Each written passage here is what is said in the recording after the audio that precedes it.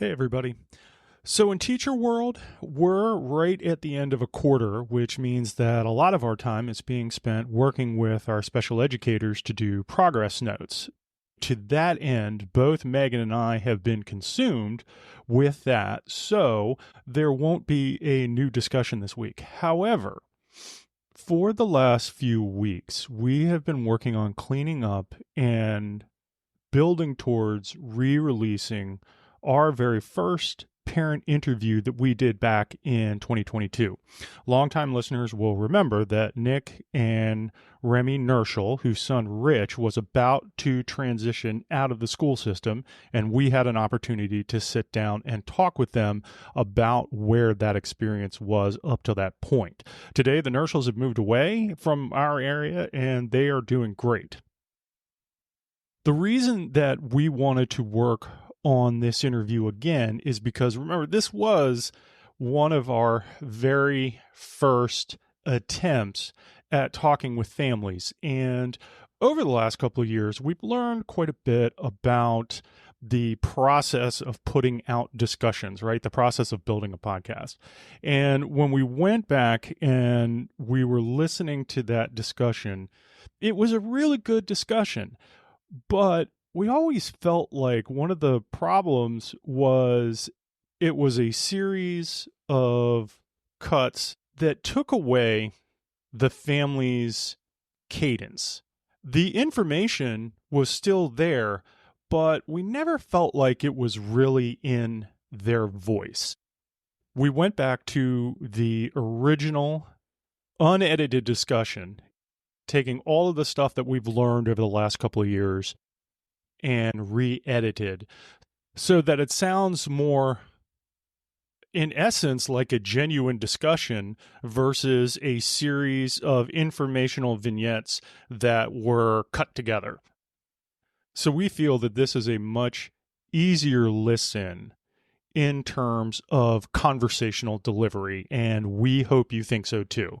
So this week we have our renewed discussion with the Nirschls, and we'll see you back here in 2 weeks' time with a brand new conversation.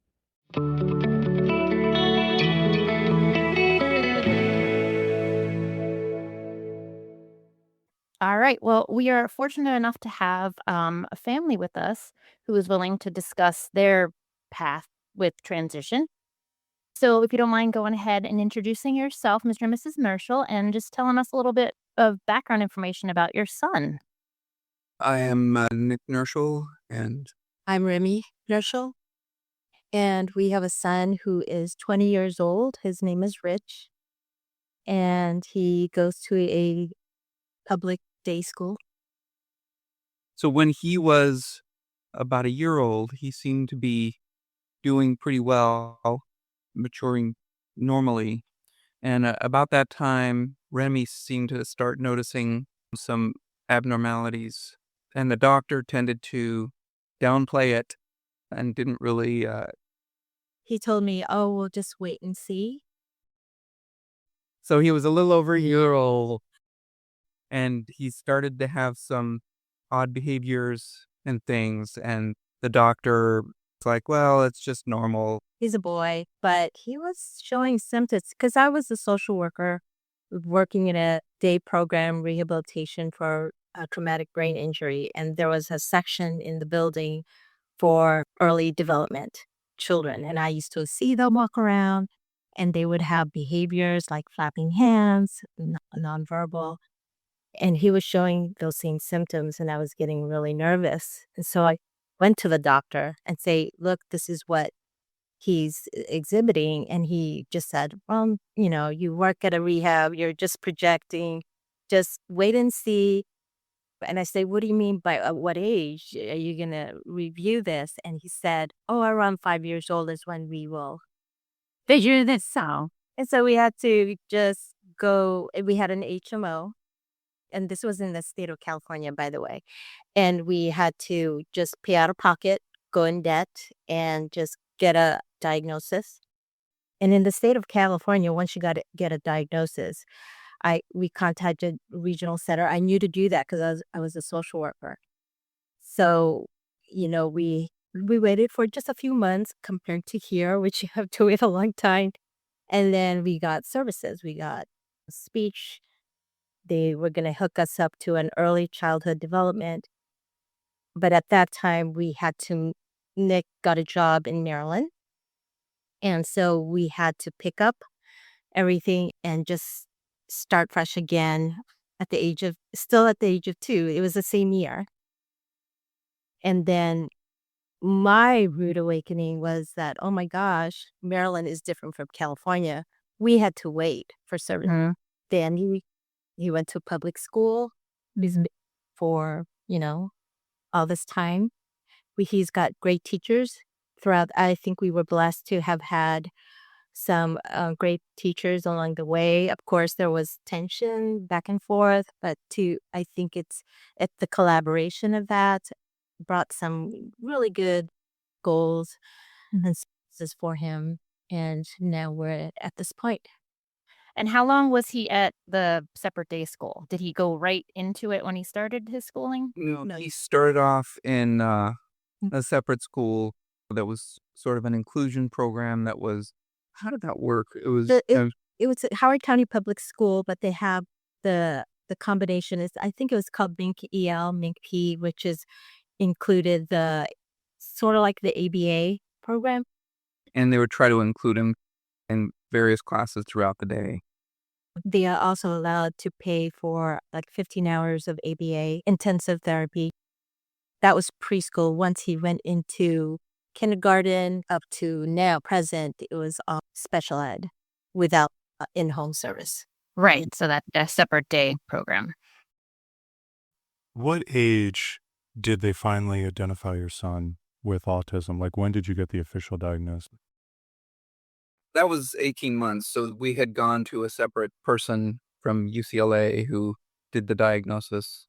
We were trying to get some, go through the regular doctor. And we did finally get him to be seen by a sort of autism specialist who said, yeah, he probably has autism, but we'll wait until he's 5. That was the one. That's when we said we need to get him diagnosed and Pay out of pocket. First they ruled out hearing if he is deaf because he wasn't responding to his name. So they ruled that out. Once the psychologist did a thorough evaluation, she diagnosed him with autism at the age of 2. Once we started getting those services, they were like, oh, it's so important that they get early intensive therapy. And had we just listened to the doctor, we wouldn't have gotten that. Yeah. Just to step back, this was back in I guess it was 2002, 2003. Basically a long 20 years ago. the autism rates were like 1 out of 150. And now it's 1 out of 44, I think. Yeah. So people are now more aware. Pediatricians are more, are looking into it now. And if parents have concerns, they will listen, I think. Yeah, I mean, I feel like we were just at the cusp of when it was, people were starting to realize it was a real issue and there was starting to be more awareness of it, but we hadn't quite gotten to the point where we are now. So, as we fast forward now to where your son is at right now, what does a school day look like for him? Well, so he has to wake up real early in the morning at 6:30 to get him fed and ready to go with the bus picks him up at 7:15, which is really early for him. So that's been a challenge. And from the school, once he gets there, they have the assembly. They do, from what I understand, some vocational and life skills. They go out to the community maybe once or twice a week? Hoping to get back to twice. Yeah. So from there, he comes home around 2:45. And then I get him ready because he's not done yet. Let him just do what he needs to do to rest. And by 3:00, his therapist comes. We have an ABA therapist. Yeah, it's funded through our health insurance. And from 3 to 6, he's there with him doing life skills or whatever program that is being implemented that's prepared by the BCBA. And then his day is done after that. So that's his routine Monday through Friday. So a very functional, vocational, life skills driven day. And he's in a classroom with 4 other children with autism. So it's a very small class size with, I don't know what the ratio is, but I think it's close to 1-to-1. Thinking back, when that diagnosis was received and you were planning the next steps, did it ever cross your mind about long-term planning? What's his life going to look like after school? Yes.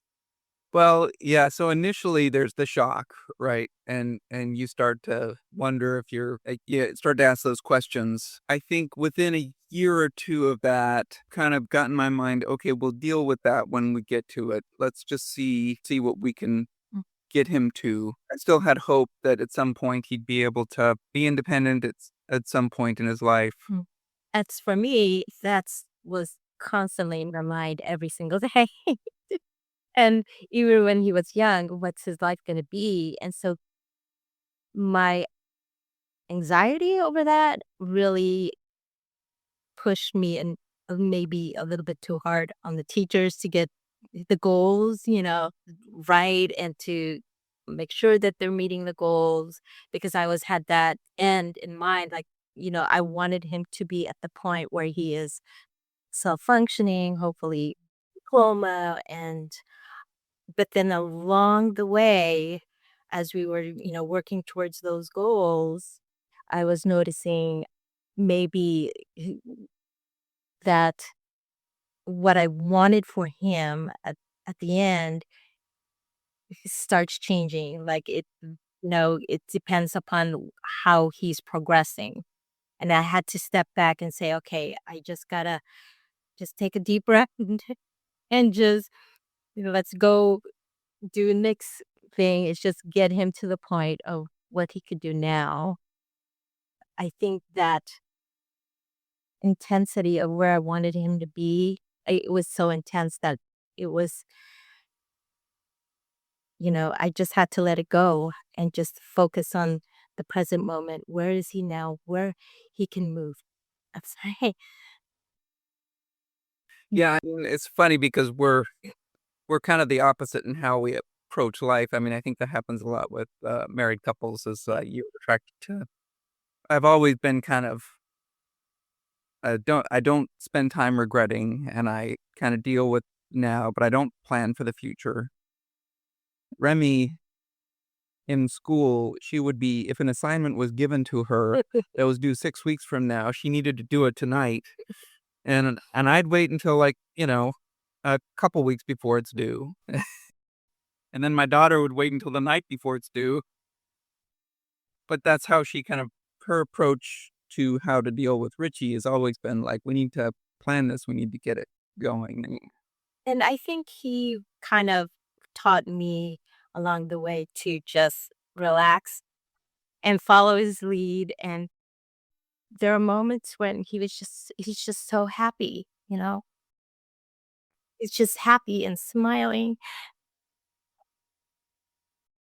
Um, and so And that's what you want for your child. You want to see that. that's the goal. A lot of people's goal is to just be happy, right? And he's already there. He's already there. And I just had to, And I see from because I know you, and I see from my side that you recognize that, what makes him happy, and as you're planning for the future, that's what you're striving for. And, I think you're on a great path. But kind of going back to that, you were kind of leading me to that next question about planning for that post-secondary world and how you like to be prepared. Around what age did you start doing a little of that research and starting to recognize, like, okay, I really need to see what I need to do to get us prepared for 21? at 14 years old, it was in the back of my mind because I've been going to a lot of the informational meetings since we came here to Maryland. And so at the age of 14 is when I did really attend more of the meetings that were provided by the school, by the local Howard County Autism Society, and I would just keep notes. And then I met several parents along the way with children that were transitioning, and I would talk to them, and they said it took them about 3 years and go to as many of the transition meetings to really get it, to really understand what was happening, because the resources, it's so overwhelming, it's so confusing that it took them year after year after year to finally understand it. That's what a lot of the parents I've talked to have recommended to me, is to towards the age of 16, no, 14, 15, and 16, try to go to those meetings year after year after year. And then at 16, that's when you start doing your research, making a plan. 17 is when you start implementing the plan, and 18 is when you execute. And so I remember that just by talking to parents, going to those informational conferences and everything. And I just kept that in my notes, and that's what I did. Remy, I do have one question for you. So did you find those transition meetings useful, or did you find talking to other parents and families who were going through the process more useful for you? In the beginning, it was the parents, actually, the parents throughout.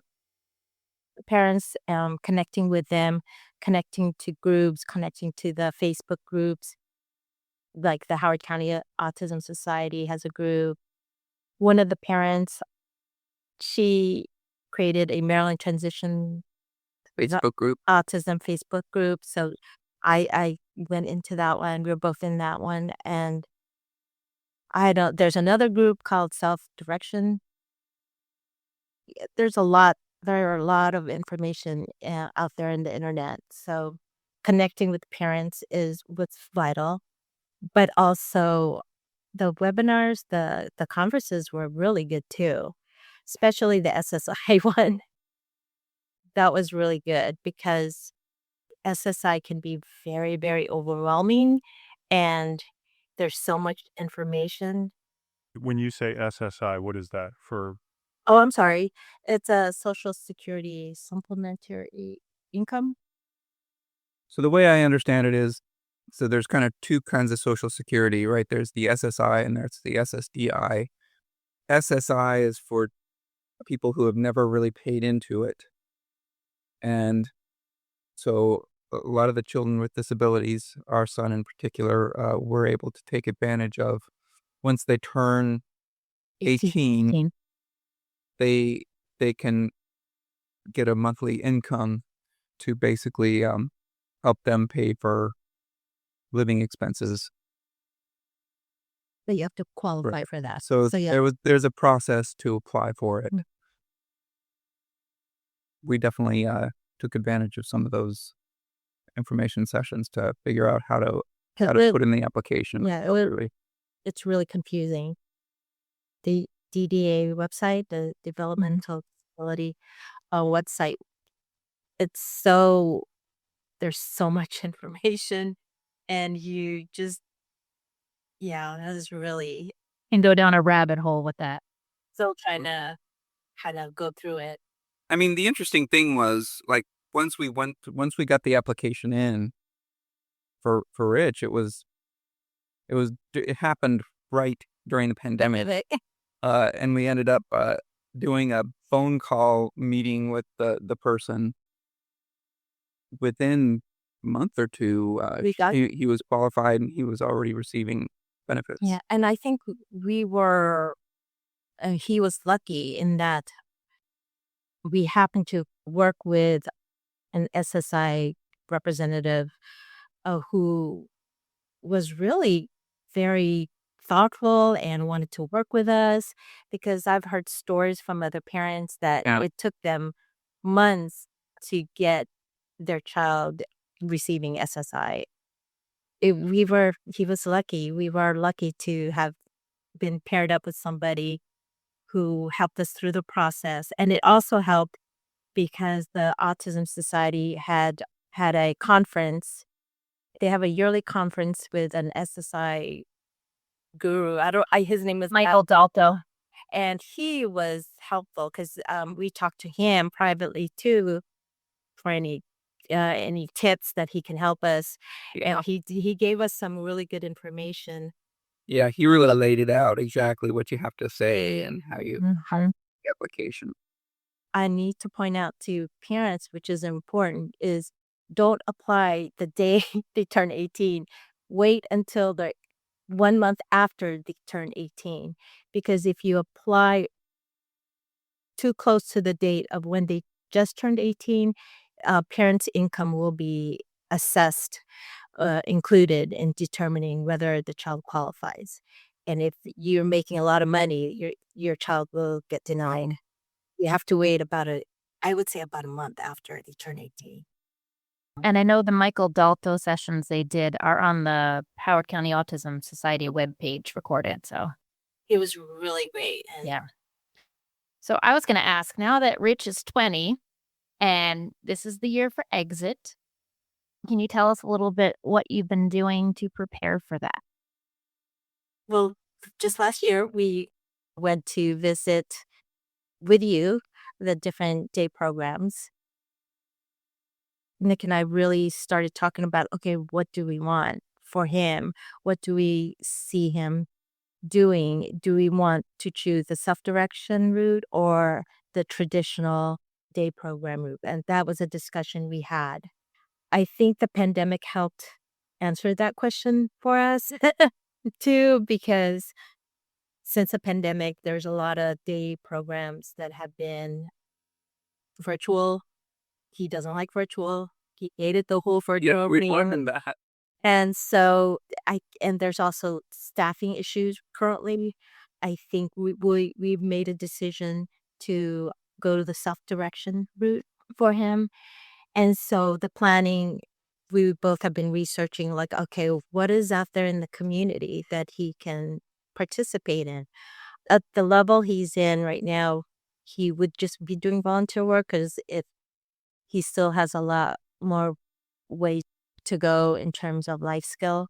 And so prior to that, before the pandemic, we had Richie doing volunteer work once a week at a really nice, like it's sort of like a day spa cafe.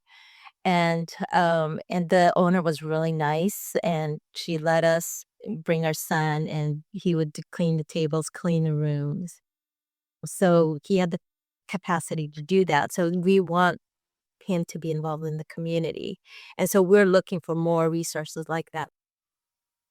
Did you go out and make that connection with the spa? I'm curious how that started. Can I mention it's a nourishing journey? It's the place where I used to work, and the owner, her name is Jennifer Palmer. Jennifer has been a friend of mine and has given me lots of resources over the years of how to help my son. And she's a traditional naturopath. She was someone I, had always like went to for help with my son. And so it was natural. I would go to her and ask, oh, well, can he, just do some volunteer work? And she said, sure. That's wonderful. Yeah, being able to use the resources that you have and people that you know in the community. And that's something we'd like for him to do, as well as continue receiving some therapy to improve his life skills. And so we're still in the process of trying to determine what his day would look like, but we have a general idea of what that is.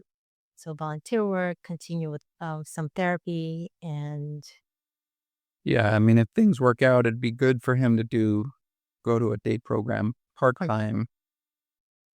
That's always tricky because a lot of them don't do the part-time. yeah, We're still working on that. yeah, we'll see where Ditch will take us. Yep, we will go explore again. So I wanted to jump back. You had mentioned about considering self-direction for Rich after exit. Do you mind explaining a little bit about what self-direction is?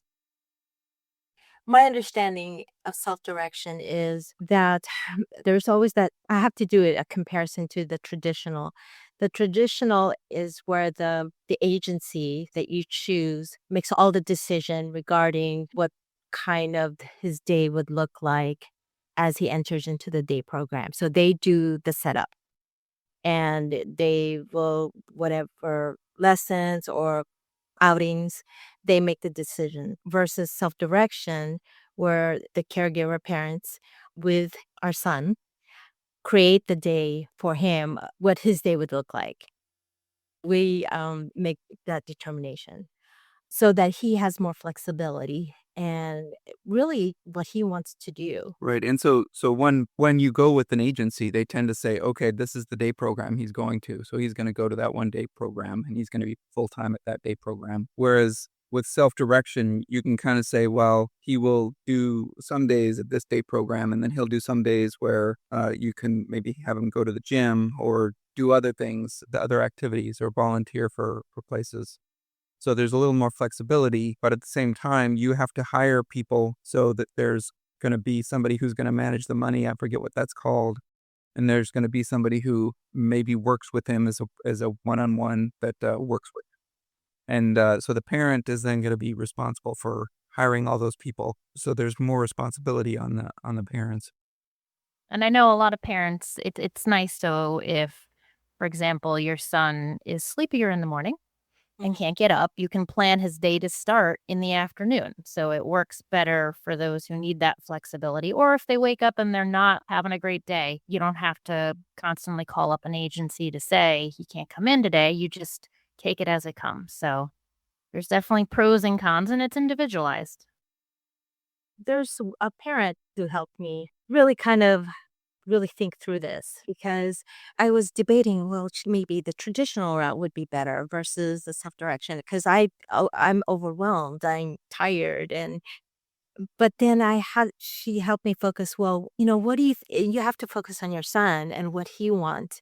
And to be honest, while I'm watching him through the summer and all last year, it was hard for him. It's hard for him to go to school now and wake up so early in the morning. And is this what he's gonna do for the rest of his life, go to a school-like setting? If you are a neurotypical child, that's not, I don't know anybody who would wanna go to school for the rest of their life. In terms of flexibility, when people want flexibility, right? If they wanna have voices, that is something my son has to have. He wants a choice. Even though he's nonverbal, he's making it known to me now through other means of what he wants. Absolutely.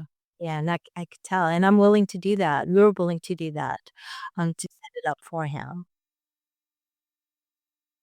Throughout this whole process, I'm sure that there has been a lot of research that has been involved. How do you determine what is a useful resource versus not useful? That's a good question. I'm still sifting that what is good and what's not good. And research is the computer and Google and Megan, parents. And that's a good question. I mean, that's a really good question. What is Good resource, good resources versus less useful. yeah, less useful. So it's a matter of first of all taking deep breath, learning and acknowledging your anxiety. You have to deal with your feelings because the feelings that you have will block you from really seeing the information, I mean, or reading the information. And I had to just kind of step aside and do some gardening or listen to music instead of staring at the computer and reading everything because my mind was just becoming jumbled. It was hard for me, and I love to do research, right? I love to do that, but because it's my son, the emotions of that was getting in the way. I had to step back and do what I need to do to take care of myself, and then go back into the research, connecting with the families, other families, with the Autism Society, with you, Megan, with looking at the DA website, putting it all together, and then I can see more clearly what is a useful information. And that really depends on the individual. I can't tell a person what's useful to them and what's useful to me. I mean, I think the key to that question of what's useful is first you have to know where you are emotionally, mentally, and spiritually before you could even read the information what's in front of you. I've always wondered too with parents, when you are doing the research, what do you find the most useful in terms of like the format of the information? Because there's so many, pages you could just scroll. Do you like when it's broken down like bullets? Do you like having a visual timeline? Do you prefer like, here's a link, click on that, here's another, click on that? I mean, I'm just always wondered what's the easiest way for parents to be able to digest it? Question and answer. Question and answer. How do you go through SSI? And then here's the steps to do it. And what does this mean? And who is this? And Yeah. like, okay. Also, I found a page in the DDA with acronyms because there's so many acronyms out there that being tossed out that they know, but parents like us don't know. What do you mean FMS? What do you mean SSI. SSI? I stumbled into that one. Nobody told me about it. I just stumbled. Oh, here it is. That's a good one. In the process, as you guys have gone through it, was there anything that was less difficult to do than you actually thought it might be? Sounds like SSI was. Yeah, I was. And we also went through guardianship. Right. The So thought of guardianship was overwhelming and scary. But when we planned out what are the steps we need to do, okay, this is what I need to do, implement, and then execute. When you talk about guardianship, what do you mean? So when a child becomes an adult at the age of 18, in theory, they are now the decision maker, and their parents can't do things for them without them giving approval. And so for our child in particular, he's not capable of making those decisions.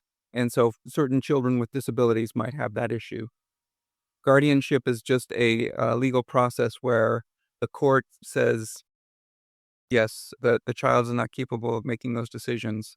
And so somebody, it could be a parent or it could be somebody else, is the guardian of that individual and is basically the person who signs off on decisions, medical decisions, and other things. So for some parents, this may not be an obvious route because your child may be higher functioning, and it's a decision that they have to make, whether if this is something that they will go through, because you don't have to go through it. But for our son, it was obvious. Right, and I can imagine that there's like some line where kids probably fall, like they can make decisions in certain cases, but in other cases they can't, and so it's a more difficult Mm. decision to make. As we said, in our case, it was pretty obvious. Yeah, it's a very individualized decision. And there's other alternatives to guardianship too, which I'm sure we're going to talk about in a different podcast. But As we've navigated through this conversation, I've heard you guys talk about several things that would be helpful for other parents. Is there one thing that you're thinking about now that you just kind of look back and say, "Oh man, I wish I knew that," or a particular resource? Yeah, I'm not sure that we have that. I think what I've heard is starting early is key and doing the research. Because I know you both have put the work in since he was 14 and, been going to the sessions and having meetings. And you're really dedicated to the vision you want for Rich and what he would be happiest doing. So I would say to the parents whose children are in the school system, reach out to your transitional coordinator like Megan. She is my son's transitional coordinator, and I'm really grateful because, I mean, you have been so helpful. I mean, I said, "Oh, can I email you over the summer?" "Sure." Yeah, and I make sure that I didn't because I would needed to give you a break.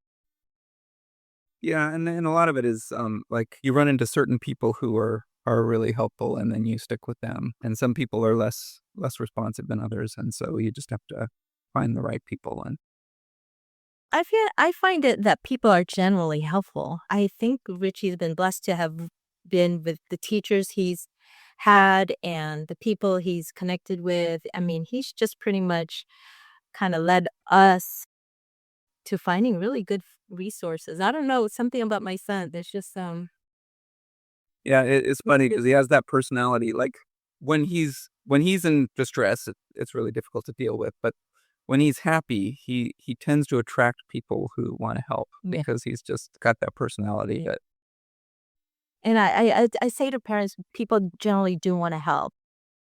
I think sometimes our anxiety gets in the way of seeing that, but there are people that are out there that are willing to help parents like us. I mean, I found that to be true. So, Well, I think that that is a very positive note to end on.